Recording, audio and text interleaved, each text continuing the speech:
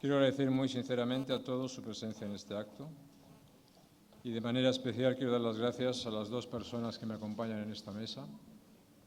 El Comisario Europeo de Comercio, Karel de Gucht, que nos honra con su presencia, muy bienvenido, y Jaime García Legaz, que antes de desempeñar su actual responsabilidad como Secretario de Estado de Comercio, por cierto con reconocida eficacia, fue director del área económica de FAES y secretario general de la Fundación. A ellos corresponde hoy presentar el informe y me parece que son dos personas muy adecuadas para hacerlo. Jaime, porque lo elaboró junto con el profesor y economista Joseph Quinlan, y el comisario de Gucht, porque suyo es el reto de impulsar unos proyectos económicos, pero de una gran dimensión política. Un proyecto que sin duda se encuentra entre los más importantes de la agenda internacional. Antes de pasarle la palabra, me gustaría hacer un par de breves comentarios. El primero es que debemos felicitarnos de que la Unión Europea y los Estados Unidos hayan decidido iniciar las negociaciones para crear un espacio atlántico de libre comercio.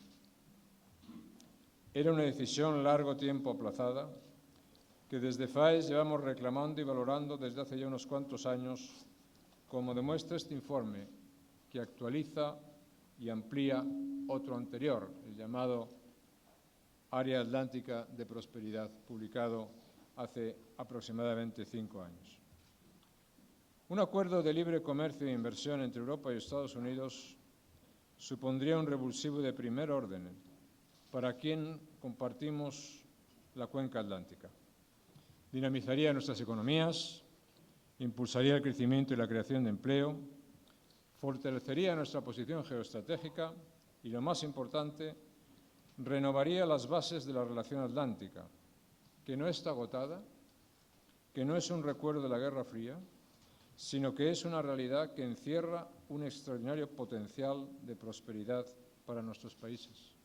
Y lo que es más aún, en mi opinión, en la que descansa las posibilidades de estabilidad y de prosperidad para Europa y su extensión a otras zonas del mundo.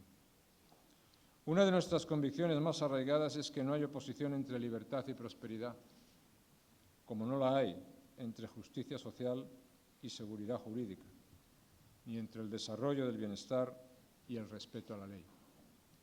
La libertad política y económica, la normalidad institucional, el respeto a las normas y la defensa de la democracia es lo que hace posible el crecimiento económico, la innovación, la expansión de las clases medias, el desarrollo del estado del bienestar y la vigencia de los derechos de todos. La realidad de la libertad produce la realidad del progreso y por eso la libertad es el pilar más sólido sobre el que se ha construido el vínculo entre uno y otro lado del Atlántico. El resultado es un mundo abierto y una economía globalizada, un mundo y una economía en la que hay nuevos actores, nuevos competidores, nuevos desafíos y en los cuales, por tanto, las exigencias son mucho mayores. Si no queremos quedarnos atrás, si queremos recuperar el camino de la prosperidad y conservar nuestro liderazgo internacional, Europa y los Estados Unidos tenemos que promover una agenda atlántica renovada con nuevos objetivos y también con nuevos aliados. Y con esto planteo una segunda consideración. No es una casualidad que presentemos hoy este informe en la Casa de América, a cuya dirección agradezco su hospitalidad y su acogida. Si creemos que es hora de redefinir la relación transatlántica, esa nueva definición debe contar con todos aquellos países de América Latina que comparten nuestros compromisos con los valores del gobierno representativo, el Estado de Derecho, la economía de mercado y la sociedad abierta. Dicho de otra manera, siendo la redefinición de la política atlántica uno de los objetivos de este momento, esa redefinición significa, entre otras cosas, que la relación atlántica no puede descansar solo en lo que significa históricamente el Atlántico Norte, sino que naturalmente tiene que abrirse a otras zonas y espacios geográficos basada en la común pilar de los valores que compartimos. América Latina ha cambiado mucho en los últimos años y una de las palancas más poderosas del cambio es la apertura comercial y el impulso al libre comercio. Su aportación a la economía mundial se ha disparado. Sus clases medias se han multiplicado y, salvo notorias excepciones, sus sistemas políticos han abrazado la democracia, el pluralismo y el respeto a la ley, es decir, han mejorado su institucionalidad. Hoy América Latina pide por méritos propios participar en las grandes decisiones estratégicas del mundo. Sobre todo tiene la oportunidad y sobre todo a nosotros nos interesa que la tenga, como españoles en particular y como europeos en general. Aprovechemos, por lo tanto, estas circunstancias para impulsar nuestros valores y nuestros objetivos comunes. Sabemos bien que este empeño no es fácil, sabemos bien que ningún gran empeño es fácil, pero estoy seguro de que es posible. Hacen falta dos cosas. La primera es voluntad política. Con voluntad política se superan muchos obstáculos y problemas que sin duda van a surgir en el camino. La segunda es una hoja de ruta, y la hoja de ruta está. La tenemos aquí en este informe que tuve la satisfacción de presentar hace pocas semanas en Washington y que hoy van a presentar entre ustedes las dos personas a las que reitero mi agradecimiento por su compromiso y por su amabilidad. Muchas gracias a todos y muy buenos días y muchas gracias por estar aquí. Muchas gracias, presidente. Y, en primer lugar, querría agradecer de forma muy singular la presencia hoy aquí del comisario europeo de Comercio, de Karel de Gucht, con el que llevo trabajando casi un año y medio, y quiero felicitarle públicamente por la responsabilidad y el liderazgo que en toda la Unión Europea desempeña en sus funciones. La política comercial de la Unión Europea, como todos ustedes saben, está en manos de la Comisión y no podía estar en mejores manos. Es un ejercicio de liderazgo en cada una de las reuniones del Consejo de Ministros de Comercio que celebramos en Bruselas y Luxemburgo, y el plan que la Comisión Europea tiene puesto en marcha de desarrollo de acuerdos de libre comercio en todo el mundo es simplemente algo de lo que nos podemos sentir muy orgullosos como españoles. En segundo lugar, quiero agradecer también la presencia de los embajadores, de los patronos de la Fundación FAES, diputados, senadores, miembros del Parlamento Europeo que hoy nos acompañan. Y, finalmente, quiero también de forma muy especial agradecer al presidente Aznar la confianza que depositó en mí, no solamente para realizar este segundo estudio, sino también su confianza en todos los años que desempeñé las responsabilidades de director de Economía de la Fundación FAES y de secretario general de la Fundación posteriormente. En el año 2007, la Fundación FAES publicó y presentó en varias capitales europeas, así como en los Estados Unidos, el primer estudio comprensivo, riguroso, de todos cuantos se habían publicado hasta ese momento acerca de la posibilidad de crear un área de libre comercio entre la Unión Europea y los Estados Unidos. Fue un estudio en que tuve el honor de participar junto con los profesores Pedro Schwartz y Francisco Cabrillo, un estudio que por primera vez recogía, por un lado, los problemas que tenía el comercio y la inversión transatlánticos, identificaba las barreras al comercio y la inversión y, además de hacer esa identificación, hacía dos cosas más. Uno, proponer de una forma concreta un plan para derribar esas barreras y construir un mercado común transatlántico entre la Unión Europea y los Estados Unidos, un mercado además caracterizado por su apertura, es decir, la capacidad de incorporar en el futuro a terceros países en las reglas, fuera de las reglas GATT, en lo que llamamos los acuerdos OMC+, a ese acuerdo. El tercer punto clave del acuerdo era valorar el impacto que tendría una zona de libre comercio entre la Unión Europea y los Estados Unidos. Y recogimos varios estudios realizados por organismos nacionales e internacionales sobre el impacto que tendría sobre PIB y sobre empleo a ambas orillas del Atlántico. Aquel estudio que fue presentado en Washington, que fue presentado en Londres, fue presentado también en Bruselas, sirvió para diseminar en el mundo de los think tanks la idea de que un acuerdo de libre comercio entre la Unión Europea y los Estados Unidos era posible.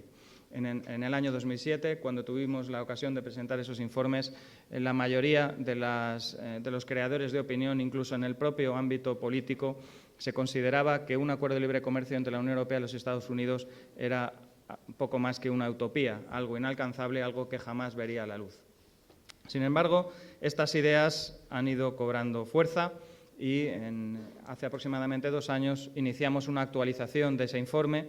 El primero se había llamado A Case for an Atlantic Prosperity Area y hace 2 años, cuando el debate estaba de nuevo planteado, se realizó un nombre, o se cundió un nombre que era TAFTA, Transatlantic Free Trade Area, que fue el nombre que hasta hace relativamente poco se utilizaba para denominar este proyecto de creación de un área de libre comercio entre la Unión Europea y los Estados Unidos.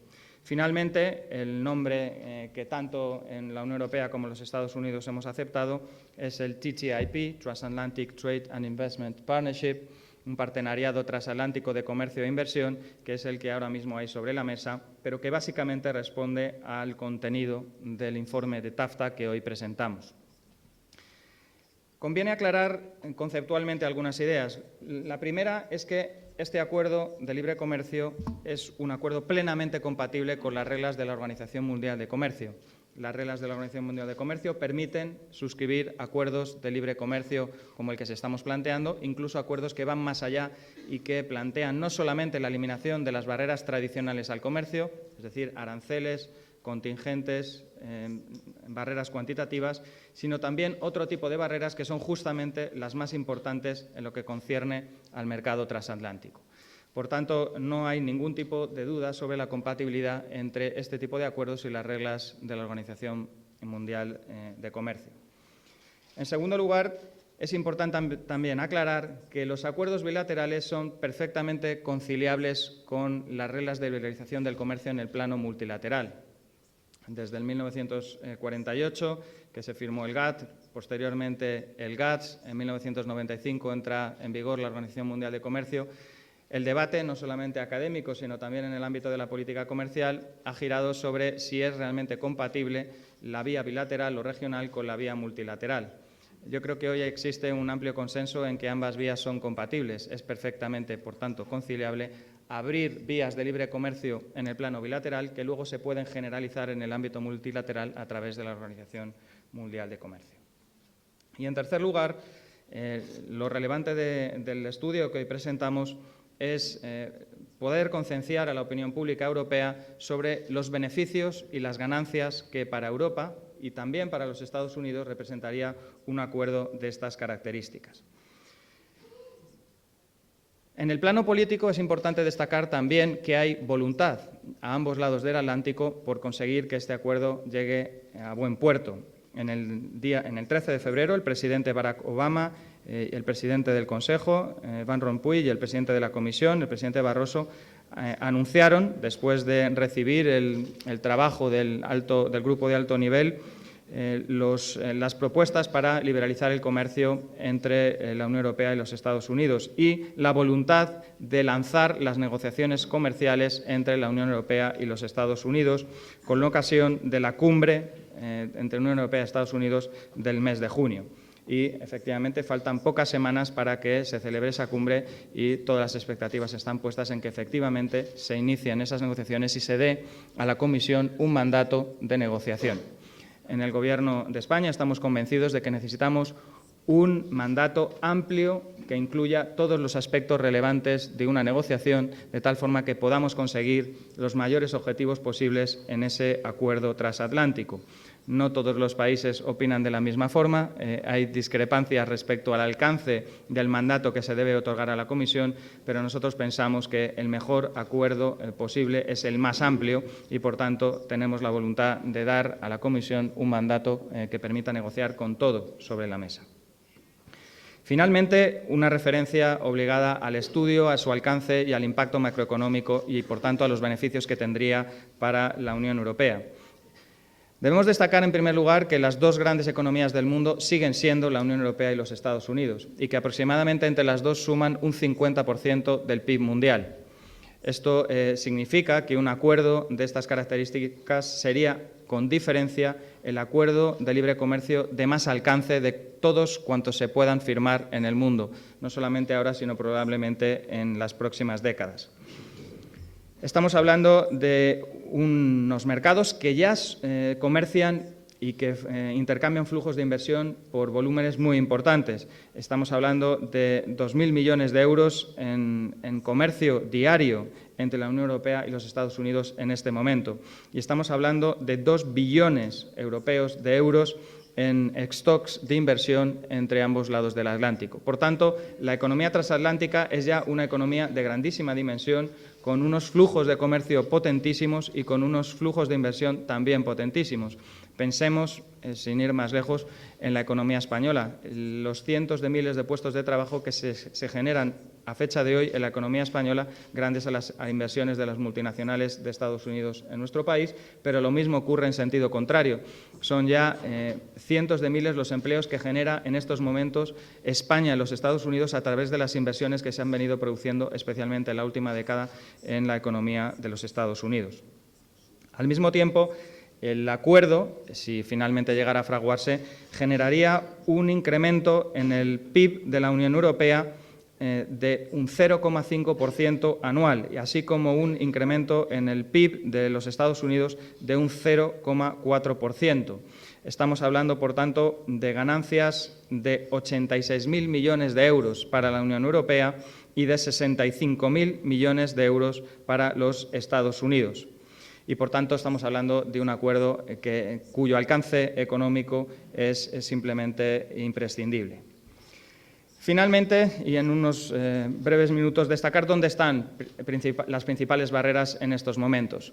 Uno podría pensar que las barreras están localizadas básicamente en el terreno de los aranceles. No es así. Los aranceles al comercio entre los Estados Unidos y la Unión Europea en estos momentos son reducidos. El problema del comercio, de las barreras al comercio, no está localizado en los aranceles, ni tampoco está localizado básicamente en los contingentes o en las barreras cuantitativas. Los problemas básicamente residen en la regulación, en las barreras técnicas, en todas aquellas normas que, con un modelo en los Estados Unidos, con otro modelo en la Unión Europea, impiden que el comercio fluya con libertad, porque sea necesario, por ejemplo, homologar determinados productos industriales o porque las reglas, sobre todo en materia de seguridad para el consumidor, seguridad alimentaria, son distintas en la Unión Europea y en los Estados Unidos. Pensemos en el ejemplo de un medicamento autorizado por la FDA en los Estados Unidos que no puede ser comercializado libremente en Europa porque necesita un proceso posterior de autorización de ese medicamento, o que ocurre exactamente lo mismo en sentido contrario.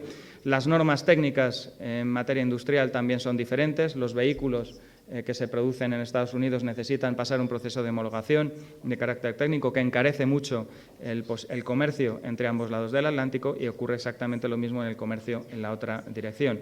Podríamos enumerar multitud de barreras técnicas en otros ámbitos, en particular en lo que se refiere a las reglas de seguridad alimentaria, las reglas americanas, por ejemplo, con el uso de hormonas u otros aspectos también son un problema para el libre intercambio en estos momentos.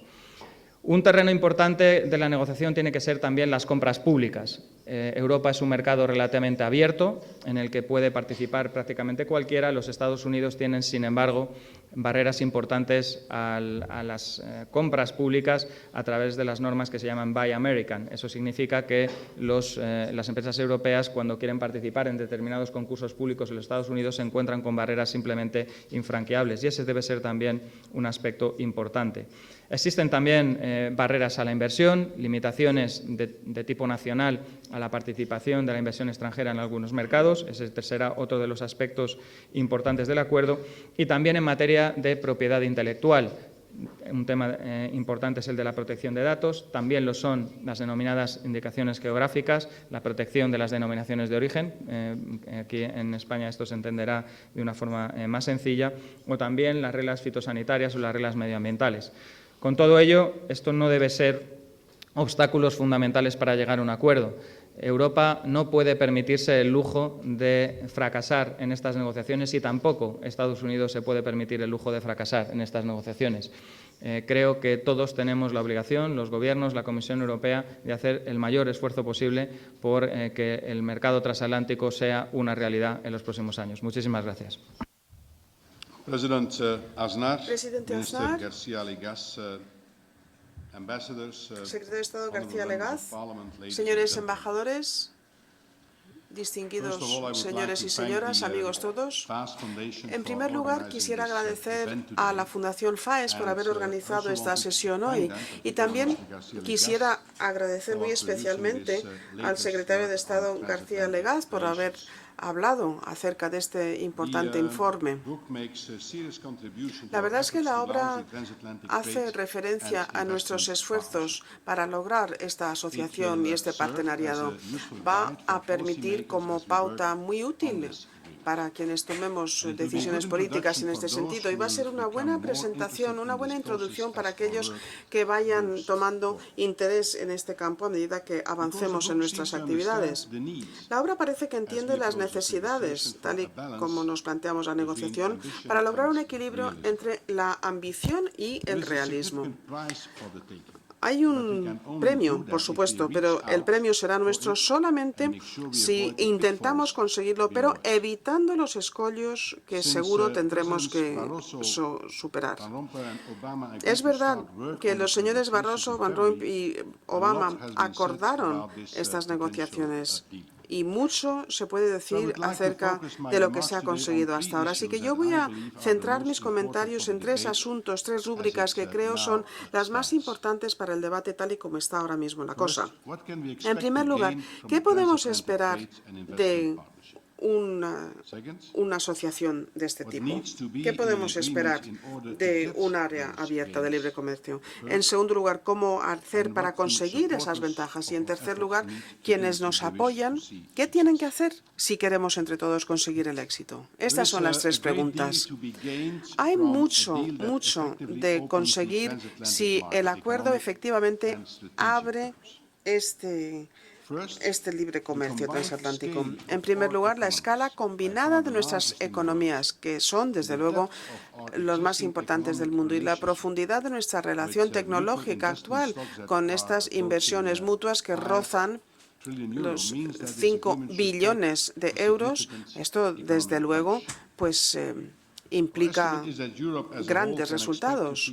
Nosotros, como europeos, veremos efectivamente ese 0,5 de PIB crecido como consecuencia directa de los nuevos flujos y los nuevos intercambios una vez conseguido un acuerdo de esta nueva área abierta. Pero a mayor plazo podemos esperar ver mayores ventajas de esta productividad creciente. Esto es lo que veremos, puesto que es lo que acompaña a una apertura del mercado.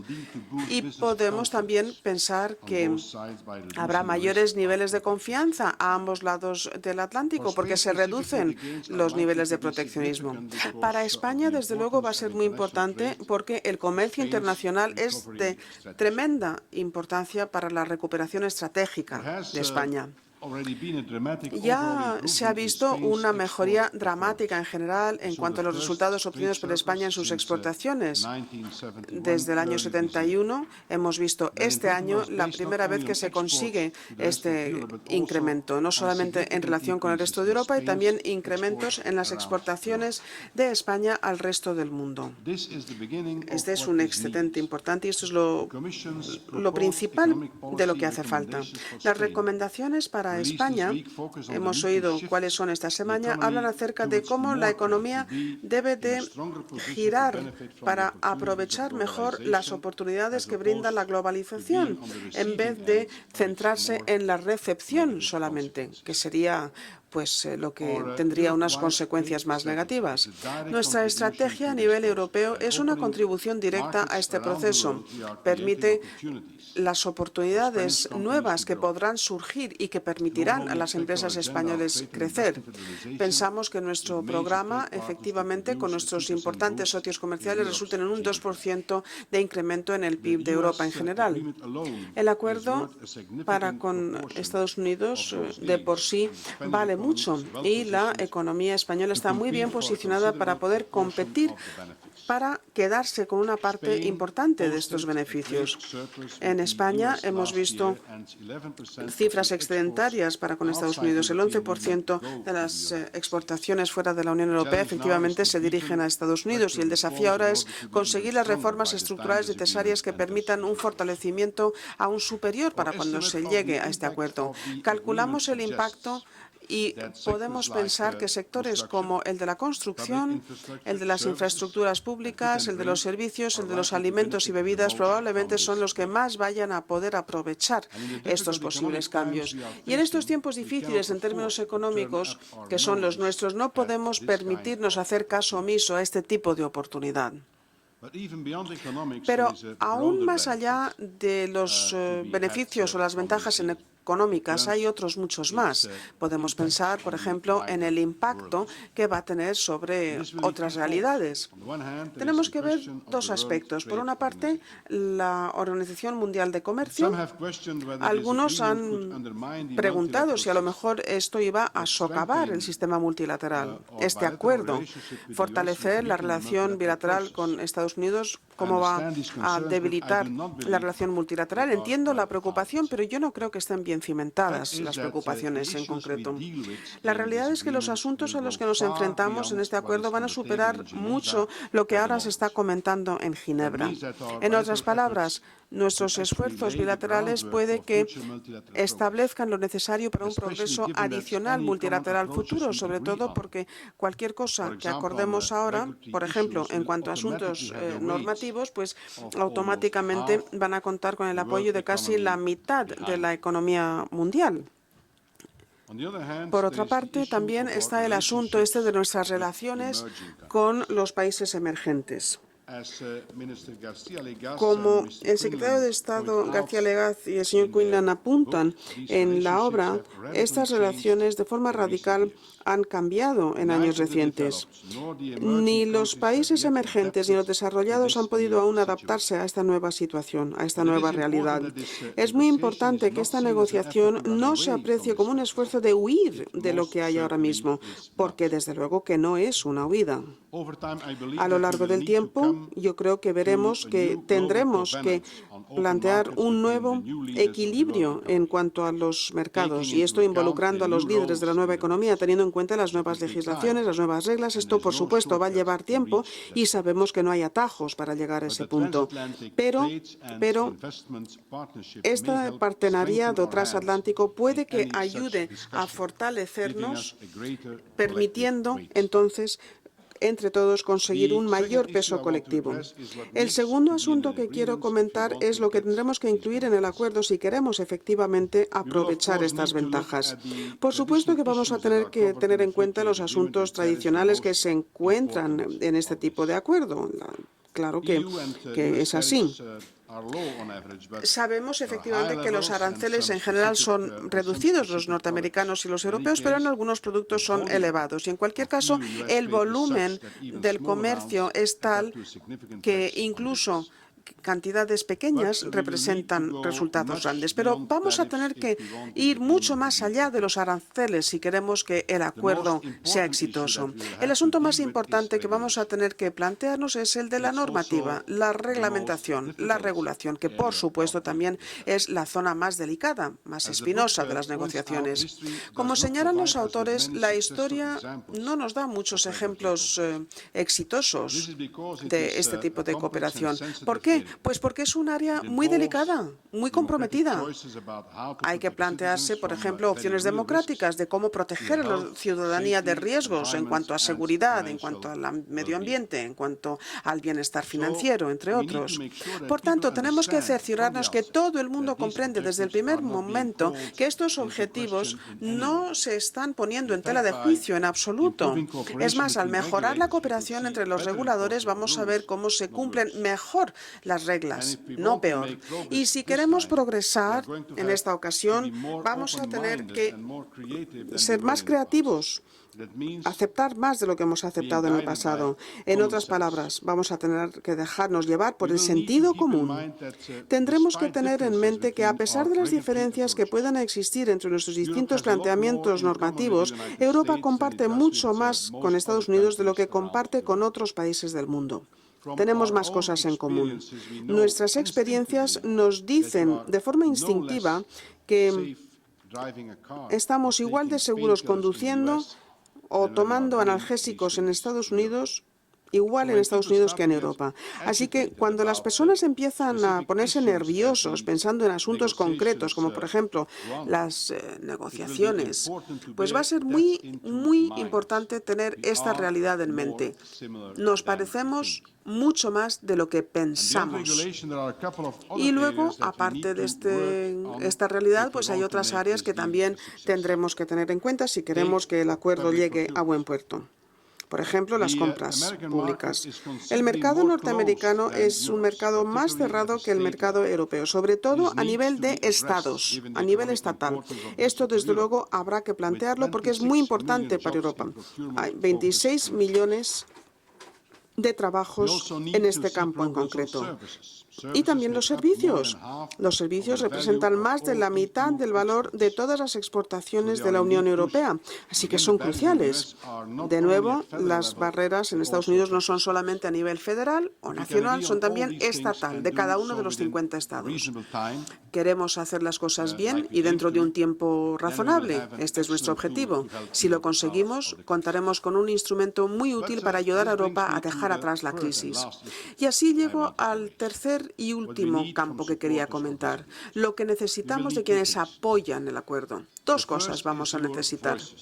En primer lugar, sus voces, que hablen. A lo largo de la negociación, sin duda, va a haber mucha polémica, mucha controversia. Ya lo estamos viendo, ¿verdad?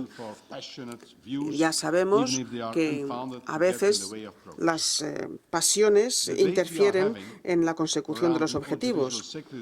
Por ejemplo, el debate en el sector audiovisual es un buen ejemplo. Lo que se dice en público es que estamos abandonándonos en términos culturales a los americanos para conseguir un buen acuerdo, pero no es así. El objetivo de la Comisión es proteger a los Estados miembros en la libertad de maniobra que necesitan para funcionar bien en este campo. O sea que no nos plantearíamos restricciones en relación con lo que hacen ahora mismo los Estados miembros para apoyar sus actividades en audiovisual. Tampoco la distribución en línea o electrónica o digital. Queremos que los Estados miembros se planteen si necesitan verdaderamente la posibilidad de excluir al 100% de las producciones audiovisuales extranjeras, en nombre, sobre todo, de la diversidad cultural. Luego, por ejemplo, Trump Counter, el interés que puede haber en conseguir esta realidad. Este es un dilema al que nos enfrentamos ahora mismo y tendremos, mal que bien, resolverlo antes de llegar a la parte de la negociación. Es muy importante de por sí y es importante también porque van a seguir surgiendo asuntos parecidos a este en el futuro, cada uno posiblemente resultando en un socavamiento del acuerdo. Se está haciendo todo lo posible para desempeñar un papel importante en el debate público y para corregir los malentendidos, para aclarar conceptos. Pero es esencial que los Estados miembros, la sociedad civil, la industria, apoye haciendo lo posible para dar a conocer nuestro mensaje. Luego, también quienes nos apoyen necesitarán ser fuertes, robustos. Estamos ahora empezando el proceso. Va a llevar mucho tiempo la negociación, van a ser meses y luego años es lo que va a exigir la puesta en práctica de la nueva legislación.